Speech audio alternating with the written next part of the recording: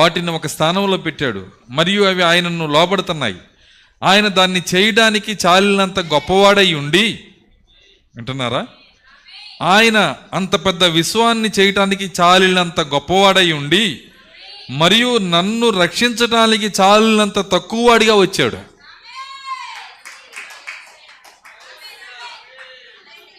ఆ విశ్వాస గ్రహింపు చూడండి.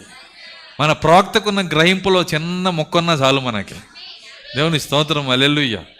గ్రహింపజేసేది ఎప్పుడు విశ్వాసమే. గ్రహింపజేసేది ఏందండి? నీకు గ్రహింపు ఉందంటే నీకు విశ్వాసం ఉందని అర్థం. నీకు గ్రహింపు లేకపోతే నీకు విశ్వాసం లేదు, ప్రత్యక్షత లేదు. ప్రవక్త అంటున్నాడు, ఆయన దాన్ని చేయడానికి చాలినంత గొప్పవాడై ఉండి, మరియు నన్ను రక్షించడానికి చాలినంత తక్కువవాడిగా వచ్చాడు.